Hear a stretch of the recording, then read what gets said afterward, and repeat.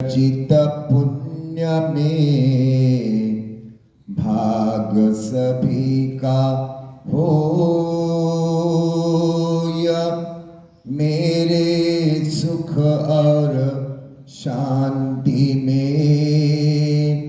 लाभ सभी का हो, सबका मंगल हो, सबका मंगल हो। महाकारुण्य भगवान गौतम बुद्ध, परम पूज्य नेता बोधिसत्व भारत रत्न डॉक्टर बाबा साहब अम्बेडकर, इन महापुरुषों को हम नमन करते हैं, पंचांग प्रणाम करते हैं। भारतीय बौद्ध महासभा सभी राज्यों के अंदर the Buddhist society of India के राष्ट्रीय संरक्षक आदरणीय महाउपासिका मीराताई अम्बेडकर, इनके 46 वर्ष के लिए मैं मंगल कामना देता हूं। भारतीय बौद्ध महासभा के राष्ट्रीय कार्याध्यक्ष आदरणीय भीमराव यशवंत अम्बेडकर, इनके ही धम्म कार्य के लिए मैं मंगल कामना देता हूं। भारतीय बौद्ध महासभा के भिक्षु संघ के प्रमुख राष्ट्रीय उपाध्यक्ष पूजनीय भदन बी संघपाल महाथेरो, उनको और उनके भिक्षु संघ को मैं त्रिवार वंदन करता हूँ, पंचांग प्रणाम करता हूँ।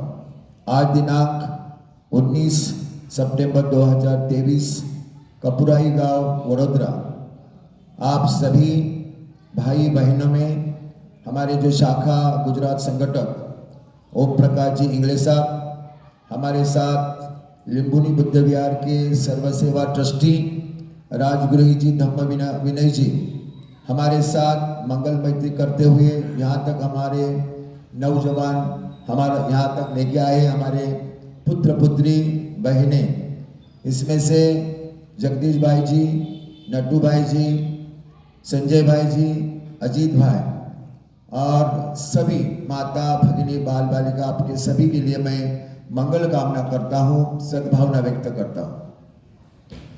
जैसे कि भगवान बुद्ध के उसी टाइम में भगवान बुद्ध कालम गांव में गए थे।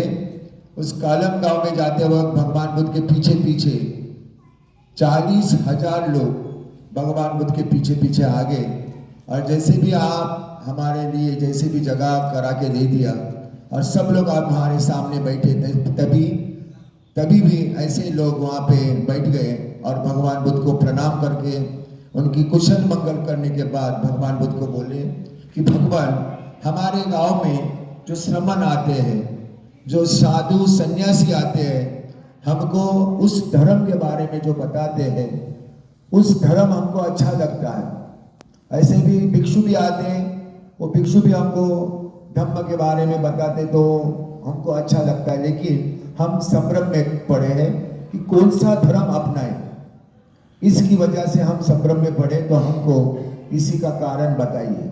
तो भगवान बुद्ध बोलते कि देखो कि जैसे मैं अपने नाभि से मतलब जोर लगा के जो बोल रहा हूँ, तो ये अगर आपको लग रहा है कि किसी भगवान का मैं पुत्र हूँ और मैं बोल रहा हूँ यही सत्य है, ये आपको सत्य मानना नहीं। किसी किताब में या किसी ग्रंथों में लिखा है ये सभी शब्द मेरे हैं, और ये मैं मेरे वचन से, मेरे भगवान बुद्ध के मतलब या किसी देवता के वचन मुख से ये निकाला है, ये वचन उनको पालना है, ऐसा तुमको सत्य मानना नहीं। तो फिर क्या करने का है? तो भगवान बुद्ध बोलते कि आपके बुद्धि को अगर अच्छा लगे और आपको समाधान लगता है तो आपको मतलब अपनाना है। और इसका एक उदाहरण भगवान बुद्ध ने दिया कि जैसे भगवान बुद्ध के उसी टाइम में जैसे एक विहार होता है, जैसे विहार में सभी भिक्षु वहाँ पे का भगवान बुद्ध उनका विषय लिए था, तो विषय लेते वक्त सभी को लगा कि अभी भगवान बुद्ध ने विषय खत्म कर दिया और सभी लोग उठने लगे भिक्षु। लेकिन एक भिक्षु भगवान बुद्ध के पास गए और भगवान बुद्ध के पास बोले कि भगवान, आप सभी जगह पे विषय देते वक्त श्रेष्ठ, मनुष्य श्रेष्ठ है, प्राणी श्रेष्ठ है, दान श्रेष्ठ है, या सभी श्रेष्ठ को श्रेष्ठ कहते हैं, लेकिन ये श्रेष्ठ मुझे बराबर से समझाना है, आप मुझे एक अलग मतलब विस्तार से समझाइए। तो भगवान बुद्ध जैसे बताया कि सभी भिक्षु बैठ गए और भगवान बुद्ध बोले कि ये विहार के बाहर दरवाजा है, उस दरवाजे के बाहर तो पत्थर पड़ा है, उस पत्थर भी श्रेष्ठ है। ये पत्थर श्रेष्ठ कैसा है? तो भगवान बुद्ध बोलते कि ये पत्थर से मतलब उसके जो पत्थर काटने से इसका जो दीवार बन सकता है। बड़े बड़े महल, बड़े बड़े राजा के कोट होते हैं, उस काम के लिए पत्थर काम का आता है। ये बड़ा श्रेष्ठ पत्थर है। और क्या श्रेष्ठ है? पत्थर से श्रेष्ठ क्या है? तो भगवान बुद्ध बोलते हैं पत्थर से श्रेष्ठ है जो लोखंड, जो लोखंड के खाम होते हैं, उस खाम इस पत्थर से भी मतलब कोई भी इमारत को मतलब खाम के तरह से मतलब यहाँ पे उसको दिया जाता है और इमारत मजबूत बनाने के लिए इसका काम आता है। खिड़कियाँ यानी सब जगह पे उसका काम आता है। तो पत्थर से श्रेष्ठ है लोखंड। लोखंड से श्रेष्ठ क्या है? तो भगवान बुद्ध बोलते हैं लोखंड से श्रेष्ठ है अग्नि। अभी अग्नि श्रेष्ठ कैसे है? तो भगवान बुद्ध बोलते कि अग्नि अगर पत्थर और लोखंड को अगर आग लग जाएगी तो पत्थर भी मतलब जल जाता है, लोखंड भी जल जाता है। तो सबसे अग्नि श्रेष्ठ है। अग्नि से और श्रेष्ठ क्या है? तो अग्नि से भगवान बुद्ध बोलते हैं कि पानी श्रेष्ठ है। पानी श्रेष्ठ कैसा है? तो भगवान बुद्ध बोले कि वो पत्थर की बड़ी बड़ी इमारतें होती है, जो लोखंड के बड़े बड़े मतलब खंभे होते हैं, और अगर आग भी लगी तो पानी उसको बह के लेके जाता है। मतलब श्रेष्ठ अग्नि है, पानी है। और पानी से श्रेष्ठ क्या है? तो भगवान बुद्ध बोलते हैं पानी से श्रेष्ठ हवा है। तो हवा कैसा श्रेष्ठ है कि अगर की किसी इमारत है अच्छे तरह से बनाई है लेकिन पानी भी है, आग भी लगे, तो हवा का बड़ा चक्रवात जैसा आता है, तो हवा में सभी उड़ जाते हैं। मतलब श्रेष्ठ क्या होता है कि हवा होती है। इसको लगा कि जैसे सभी भक्तों को लगा कि अभी इनका प्रश्न खत्म हुआ होगा, लेकिन सभी वापस उठने लगे। तो वो भिक्षु बोलता है कि भक्ते और हवा से श्रेष्ठ क्या है? तो भगवान बुद्ध बोलते हैं हवा से श्रेष्ठ है आदमी का मन। यानी मन अगर आपके मन में अगर आए कि जैसे कि 2 या 3 किलोमीटर तक सभी यहाँ के कपूरा मतलब कौन से गाँव कपूराई वासी के लोग मतलब हमको यहाँ तक रास्ते तक लेके आने गए और वहाँ से मंगल मैत्री कर तक यहाँ तक आपके मन में क्या आया? लेकिन इसके लिए आपका जो कार्य है उस मतलब सुंदर या मंगल मैत्री के साथ में हम लोग आए, और इस मंगल मैत्री से मतलब जो भगवान बुद्ध, आपने कभी वडोदरा में या बड़ौदा जो बोलते सिटी है, उस सिटी में कभी 10, 15, 5 भिक्षु कभी जाते वक्त देखा नहीं हो, लोग सब देख रहे थे।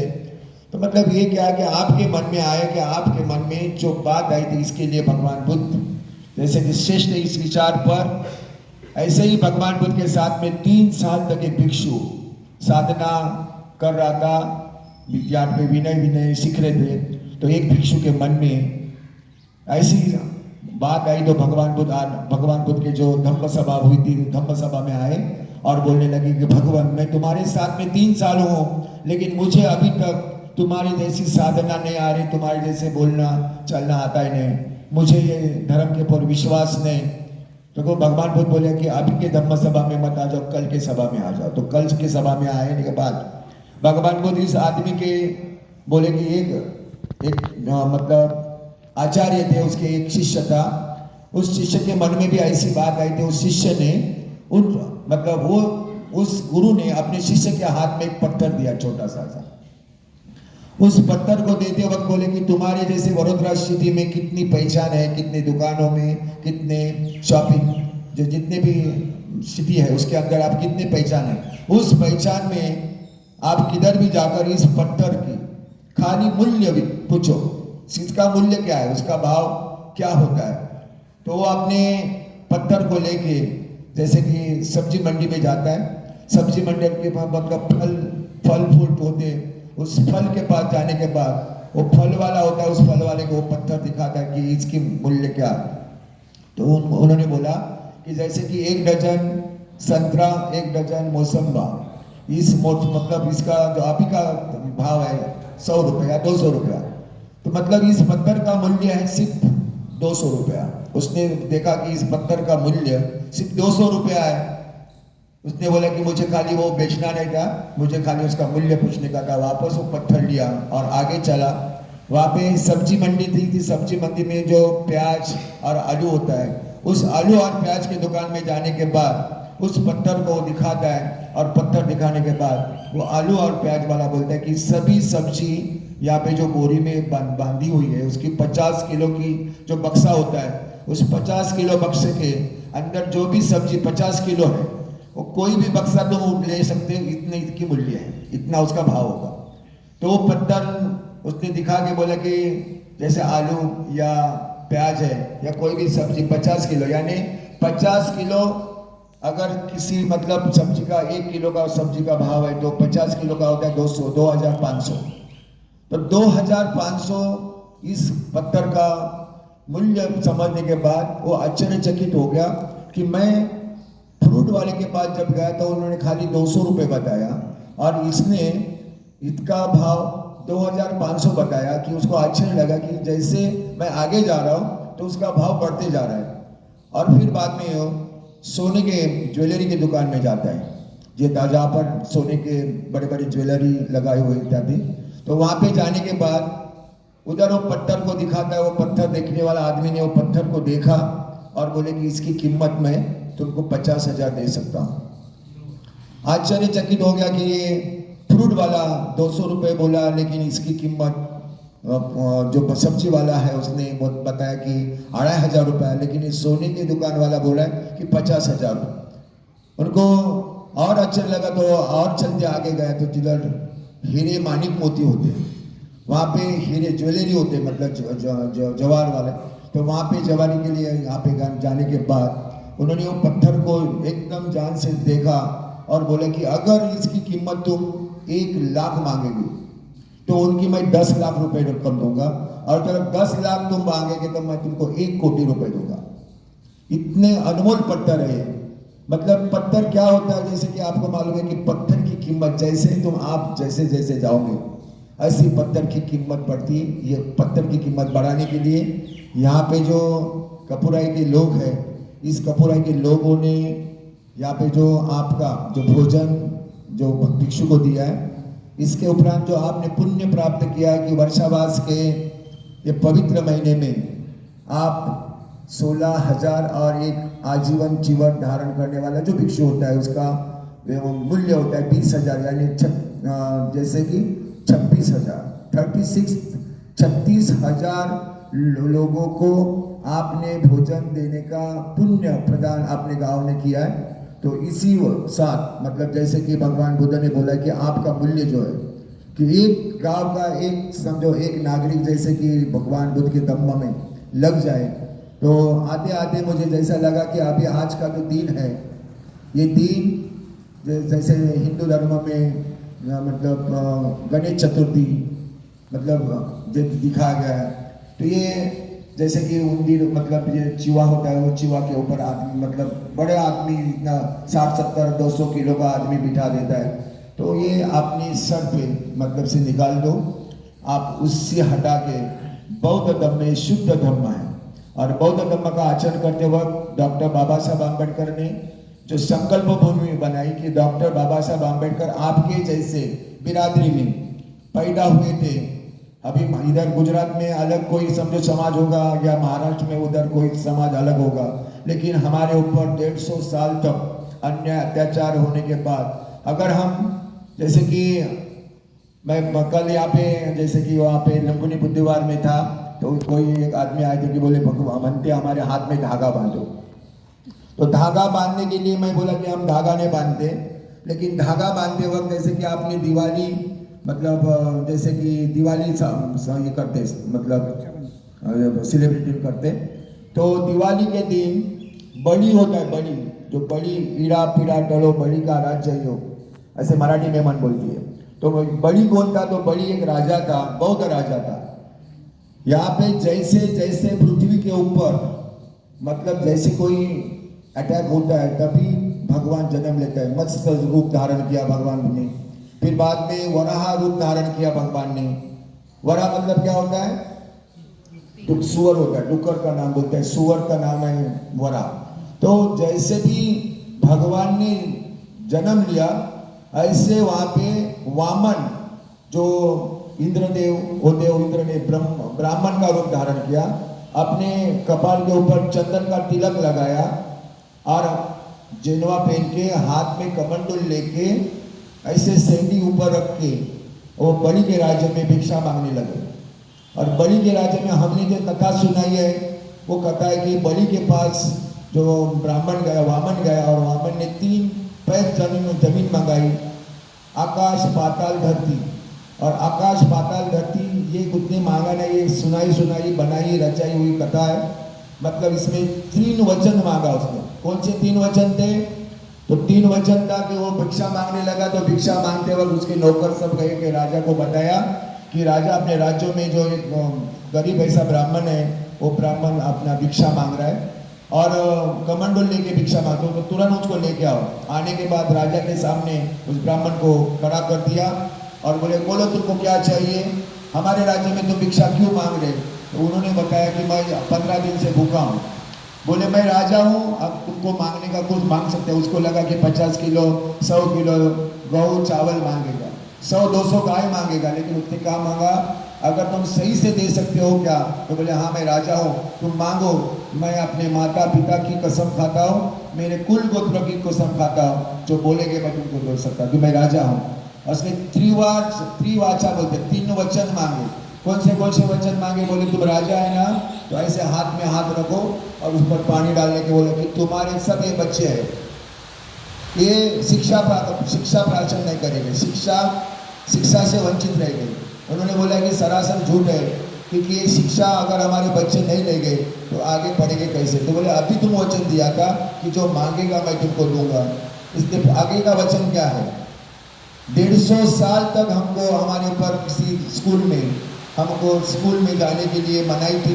अगर हमारे समाज में अगर एक भी धर्म की रुचा अगर आप सुनाए तो कान में शीशा का तप्त रस डाला जाता था। अगर आँख से देखा तुम्हारे आँख फाड़ देते थे, तुम्हारे नाक काटते थे, तुम्हारे होठ काटते थे, तुम्हारी इतनी सजा थी कि पाँव से लेकर सर तक उसके टुकड़े टुकड़े कर देते, ऐसी सजा थी। एक धर्म की रुचा अगर आप सुने तो। लेकिन धर्म के इसमें उसने बोला कि तुम्हारे बच्चे सब पढ़ेंगे नहीं। दूसरा वचन क्या है? कि तुम्हारे ये बच्चे कोई भी धन संग्रह नहीं करेंगे। बोले, ये भी सरासर झूठ है। मतलब आप इनकी नौकरी करने का, इन लोगों की चाकरी करने का जो 4 वर्ण के हैं, और तुम अपने उसके कुत्ते बिल्ली और गधे पालने का, और वो लोग गाय भैंस पालेंगे, खेती बाड़ी करेंगे और खेती बाड़ी में तुम काम करोगे। तीसरा ने वचन क्या है?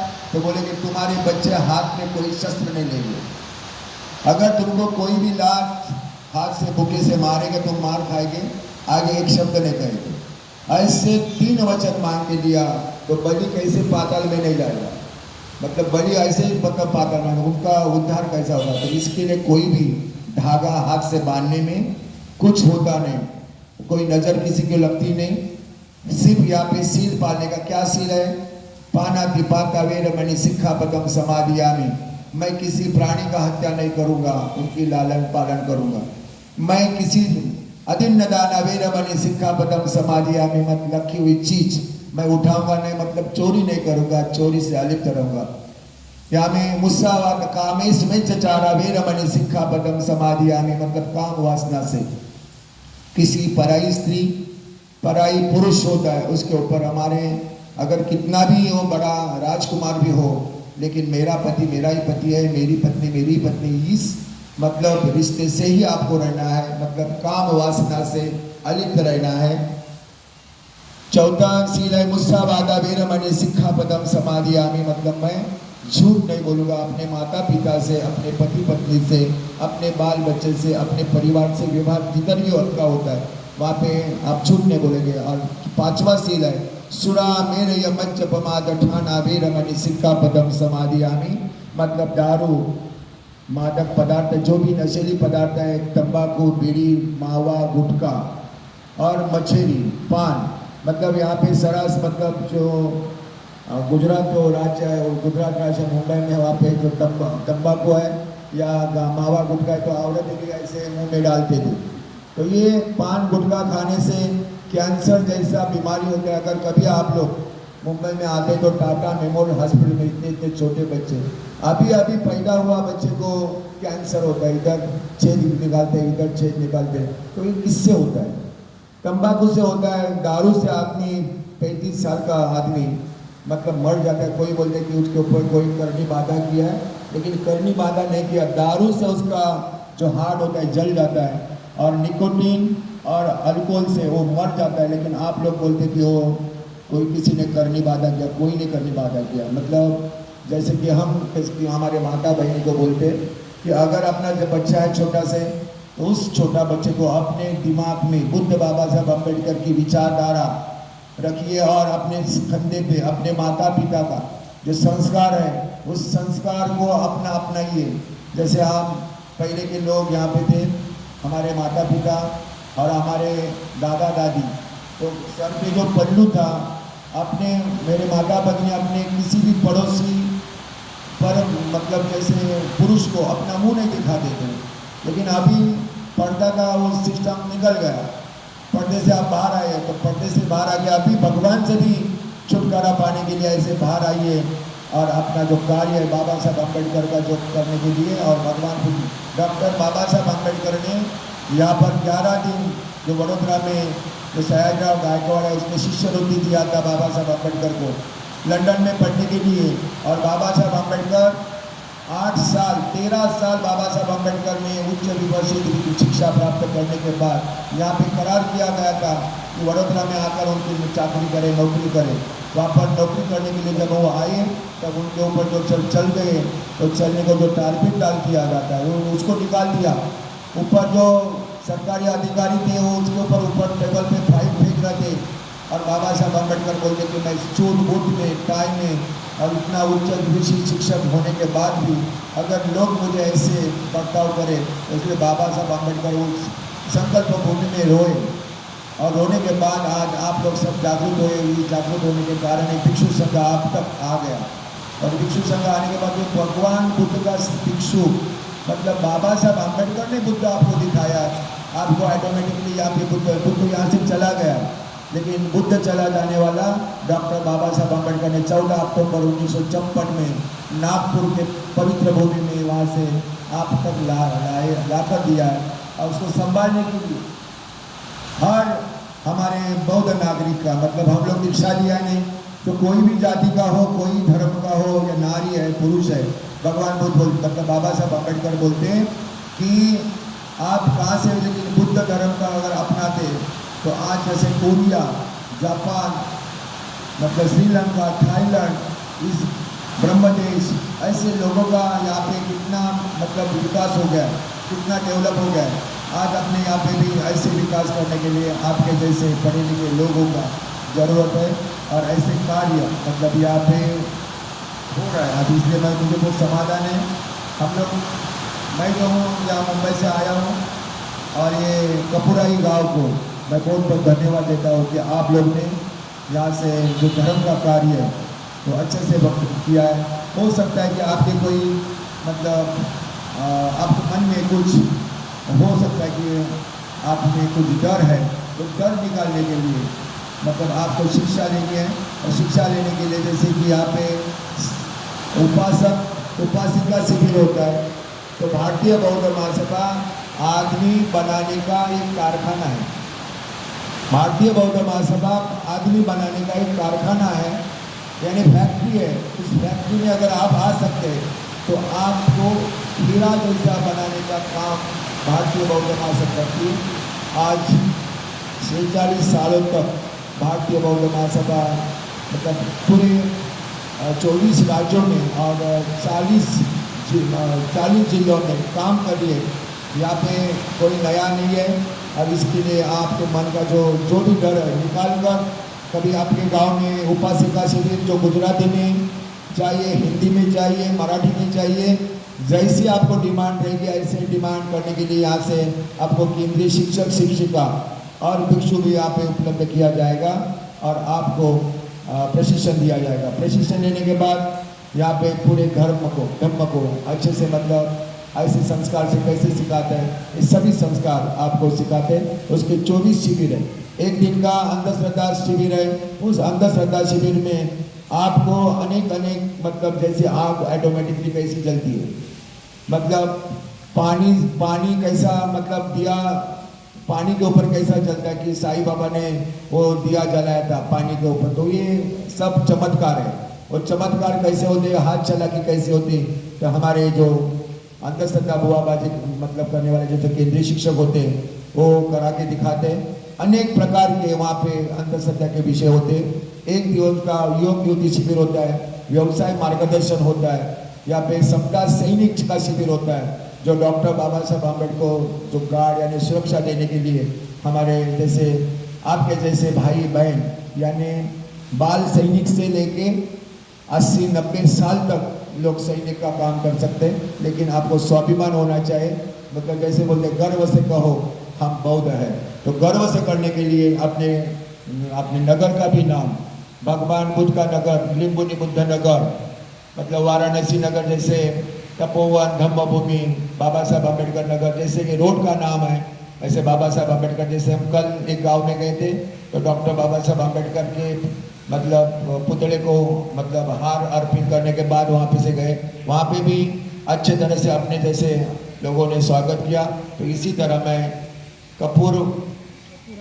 कपूराई लोग वासी के लोगों को बहुत बहुत धन्यवाद देता हूँ। हम आगे मतलब आपके लिए खूब खूब मंगल कामना करता हूँ। हमारे बच्चे जो आपका नगर है, हमारे बच्चे उस स्कूल में पढ़े, अच्छे अधिकारी बने, या पे इंजीनियर, डॉक्टर, पायलट या और कोई समझो जो भी आपको लगेगा उसमें ऑफिसर बने और अपने गांव का विकास करें, अपने माता पिता के साथ में अच्छे विचार से रहे और आपकी उत्तम प्रगति हो। पूर्णिमा का चंद्र के आपके जीवन में सभी आपके जो आपके मन में इच्छा हो ये पूर्ण हो, ऐसे मंगल कामना करने के साथ मैं अपने शब्दों में पूर्ण विराम देता हूँ।